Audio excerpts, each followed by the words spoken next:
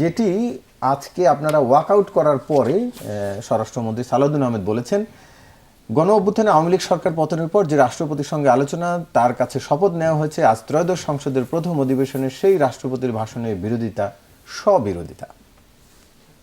অসংখ্য ধন্যবাদ। ওটা আসলে কি উত্তর আমাদের, তাই তো? ওনার যদি বলি, ওনার অনেকগুলো স্ববিরোধিতা কমেন্ট রয়েছে, ঠিক আছে। উনিও বিগিনিং আসার পর এক ধরনের কথা বলেছেন, জুলাই যখন চার্টার রচনা হচ্ছিল সবাই মিলে তখন এক ধরনের কথা বলছেন, উনি নিজেই আবার চেঞ্জ করে ফেলছেন। কোনটা? উনি যখন সাইন করে চার্টার সবগুলো মেনেই ওনার সাইন করবে, এখন বলতেছে ডিসেন্টগুলো বাদ দিয়ে দিবে। না, এটা তারা সবসময় বলেছে যে তারা সেটিতে স্বাক্ষর করেছেন, কিন্তু নোট অফ ডিসেন্ট রেখেই স্বাক্ষর করেছেন। এখন হয় না, ডিসেন্টের ব্যাখ্যা উনি নতুন করে দিয়েছেন। এখন আমরা যখন আমরা তো নিজেও ছিলাম ওখানে, আমি, শিশির ভাই, উনি এনসিপি তো স্বাক্ষর করেছে অনেক পরে, এনসিপি করেছে পরের বিষয়, কিন্তু আলোচনায় তো আমরা ছিলাম। স্বাক্ষরই ফ্যাক্টর, স্বাক্ষর করে তো আপনি কাজ করতেছেন না, উল্টা ব্যাখ্যা দিচ্ছেন।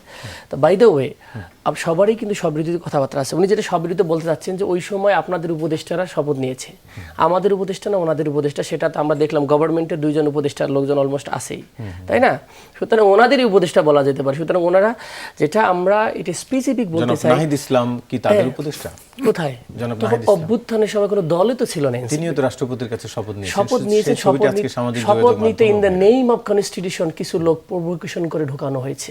আমি বলি, যখন ইউনূস সাহেবকে, আমাদের প্রফেসর ইউনূসকে চয়েস করা, আমি তো রাত্রে 3টার সময় জানি, তখন আমাদের ইচ্ছাটা ছিল যে আমরা আসলে রাষ্ট্রটাকে স্টেবল করতে পারবো কিনা, কে কু করে আবার আর্মি শাসন হয় কিনা, এরকম নানা রকমের একটা আতঙ্ক ছিল। কিন্তু আপনারা দেখেন, এটা কিন্তু খুবই আনফর্চুনেট। আমাদের রাষ্ট্রপতি সাহেব উনি রিসেন্টলি এক সাক্ষাৎকার কি বলল, যে আমাকে ওই সময় 3 বাহিনীর প্রধান এবং বিএনপি আমাকে আশ্বস্ত করেছেন একমাত্র যে আপনি থাকবেন। তাহলে আজকে আমি যেটা আর্গুমেন্ট দেখাতে চাই, আমরা কিন্তু আমাদের সংসদে সবসময় স্পিকার বা সাবেক ডেপুটি স্পিকারের মাধ্যমে সংসদ পরিচালনা হয়। আজকে কিন্তু কেউই ছিল না, সবাই পলাতক, তাই না? কেউ জেলে। খেয়াল করেন, এইরকম ভ্যাকান্সিকেও আমরা নতুন করে সভাপতি নির্বাচিত করে করলাম না, আমাদের ডক্টর খন্দকার মোশাররফ সাহেবকে, সর্বজন গৃহীত একজন মানুষকে দিয়ে। কেন ওই সময়টাতে আমাদের একজন রাষ্ট্রপতি আমরা নতুন করে দিতে পারি নাই? কিভাবে, কোন প্রক্রিয়া? দেখেন, কোন প্রক্রিয়া না, আপনি যখন বলছেন যেহেতু এই পুরো গভর্নমেন্ট, লাস্ট গভর্নমেন্ট এখনকার পর্যন্ত অনেক কিছু আপনি বলেছেন, আপনি নিজেই বললেন যে কিছু অভ্যুত্থানকে মানা হয়েছে, কিছু সংবিধানকে মানা হয়েছে। যে সংবিধানটা কন্ট্রাডিকশন করে না সেটাকে মানা হয়েছে, যেটা সরাসরি ডিরেক্ট করে। আমি বায়োলজিক্যালি দেখাইতে পারবো এই সংবিধানের স্ট্রাকচারালি বিএনপির ফিলসফির বাইরে, স্ট্রাকচারালি এটা মুজিববাদের সাথে জড়িত।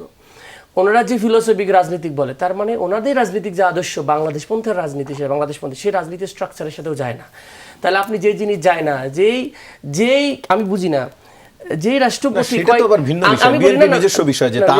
তাহলে আপনি সব বিরোধীদের কথা আমি একটু ধরতেছি তো, যে রাষ্ট্রপতির ব্যাপারে আপনার বিএনপির মিডিয়া সেলের পেজ থেকে বলা হয় যে ওনার 2টা নাগরিকত্ব আছে, উনি এসআলমের ব্যাংকের সাথে জড়িত, সেই রাষ্ট্রপতি জয় বাংলা থেকে বাংলাদেশ জিন্দাবাদ হলে ভালো লাগে কেমন, আমি বুঝলাম না। তার মানে এটা কি স্ববিরোধিতা নয় কিনা? আমার প্রশ্নটা হচ্ছে, আমরা সবাই কোন লেজিটিমেসির মাধ্যমে ক্ষমতা আসছি? সবাই একটা, আমরা শেখ হাসিনাকে পতন ঘটিয়েছি, একটা মাফিয়া তন্ত্র, একটা জুলাইয়ের একটা খুনিকে আমরা পতন ঘটিয়েছি, সবাই মিলে আমরা নির্বাচন করে ক্ষমতা আসলাম। তাহলে সেই মানে কি বল, আসার পরও আপনি সেই লিগেসিকে বহন করার পর আপনি এমন একটা সিম্বল রাখিয়ে দিচ্ছেন, যে সিম্বলটার কারণে আপনি আরো বলতেছেন সংবিধানের কনস্টিটিউশন 4 আমরা সবাই বলি যে, তাহলে পিছনে ছবি কার লাগানোর কথা ভাই? আপনি কিভাবে লাস্ট মোমেন্টে আমাদের জনাব ফখরুল ইসলাম আলমগীর সাহেব বললেন যে আমাদের এই সরকারকে নিয়ে এখনই কেন, রাষ্ট্রপতির মেয়াদ তো আরও আছে, তাহলে প্রধানমন্ত্রীর মেয়াদ তাহলে আরও আছে, তাহলে এই নতুন প্রধানমন্ত্রী একজন হলো কেন? তো এরকম সবিরোধিতা অনেক পাবো কন্ট্রাডিকশনে। পলিটিক্সের রেটরিক, উনি জাস্ট একটা কোয়েশ্চেন ছুড়ে দিল যে তাহলে ওই সময় উপদেষ্টা না বৈধ হচ্ছে। আমরা কিন্তু এইবার সংসদ সদস্যরা রাষ্ট্রপতির কাছে সংসদ শপথ নিয়েছিলাম, আমরা নিই নাই, কিন্তু আমরা চিফ কমিশনারের কাছে নিয়েছি। সুতরাং ওই কোশ্চেনের এই কোশ্চেনের ভ্যালিড না। আমরা সেই কারণে না, এটা রাষ্ট্রপতির কাছে স্পিকার নাই, তাহলে আমরা তাহলে এবং সেটিও সাংবিধানিকভাবে নিয়েছেন, সংবিধানে সেটি আছে, বর্তমান সংবিধানে সেটি আছে। সংবিধান আছে এটা বলতে পারবেন না, সংবিধান অনেক কিছুর বাইরে আমরা করেছি, তাই না? এবার আপনাদের শপথটাও সংবিধান সম্মতভাবে সংবিধান করেছেন, কিন্তু বললাম তো অর্ধেক আছে অর্ধেক নাই, অনেক কিছু পাবেন না সংবিধানে।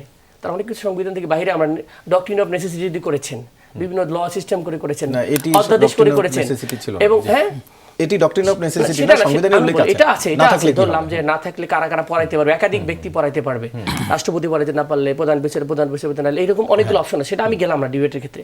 আমি বলতেছি যে প্রয়োজন অনেক কিছু চেঞ্জ করা হয়। আমরা অনেক সময় মনে করি যে কনস্টিটিউশনের মানুষ না, মানুষের জন্য কনস্টিটিউশন, দ্যাটস দ্য ডিবেট। আমরা যে সিচুয়েশনে এসেছি, বাংলাদেশে নতুন পরিবর্তনের রাজনীতি করতে চাইছি, পুরো পরিবর্তনের রাষ্ট্র দেখতে চাই, সেখানে এসে আপনি একটু ওল্ড সিস্টেমকে, আমাদের বড় আর্গুমেন্টের জায়গা ছিল এই রাষ্ট্রপতি তো মিথ্যা কথা বলেছেন। এই রাষ্ট্রপতি যদি বলেন যে সব ঠিক আছে, এই রাষ্ট্রপতি 30 ডেজের মধ্যে আমাদের সংস্কার পরিষদের নিয়ম অনুযায়ী, যেহেতু আমরা এখন শপথ নিয়েছি, ওনাকে কল করার কথা ছিল, উনি কি কল করেছেন? আপনি বলছেন সংবিধান সংস্কার পরিষদের ডেফিনেটলি উনি সাইন করেছেন এই অধ্যাদেশটাকে, উনি তো নিজেই তো ভায়োলেশন করেছেন। উনি সংবিধান ভায়োলেশন যদি বলেন, সংবিধান আর্গুমেন্ট আসেন, সংবিধান ভায়োলেশনের কারণে ওনাকেই ধরা যায়। তো সো এরকম অসংখ্য ভায়োলেশন ওনার মাধ্যমে পাওয়া যাবে।